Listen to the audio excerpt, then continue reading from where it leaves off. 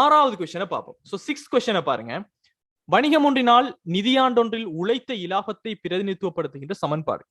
அதாவது இலாப சமன்பாடு நம்ம படிச்சிருக்கிறோம். செகண்ட் யூனிட் நான் படிச்சு தரும்போது சொல்லிக்கிறேன். இலாபம் சமன் இறுதி உரிமை சய ஆரம்ப உரிமை சகப்பற்று சய மேலதிகமாக இட்ட மூலதனம். இதுதான் நம்ம படிச்சது. இந்த சமன்பாடு எப்படி வந்துச்சு, இது எப்படி ஃபார்ம் பண்ணினோம், நம்ம அடிப்படை கணக்கீடு சமன்பாடான சொத்து பொறுப்பு உரிமையிலேருந்து எப்படி எப்படிலாம் இதை கொண்டு வந்ததுங்கிறது எல்லாம் வீடியோஸ்லயும் சரி உங்களுக்கு தெளிவாக நான் படிப்பிச்சிருக்கிறேன்.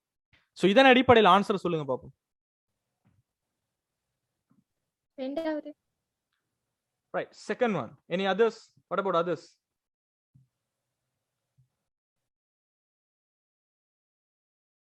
Second one. Okay. Second one. Okay. So the answer is second one. காரணம் என்ன ஸ்டூடெண்ட்? இறுதி உரிமை வருட முடிவுள்ள உரிமையாண்மை, அறிமுகப்படுத்திய உரிமை சய வருட தொடக்கத்துள்ள உரிமையாண்மை ஆரம்ப உரிமை சகப்பற்று சய மேலதிகமாக இட்ட மூலதனம். இது எப்படி வந்துச்சுன்னு சொல்லி நான் உங்களுக்கு சொல்லி தந்திருக்கிறேன். Hope you all remember. Right. So இது second one answer.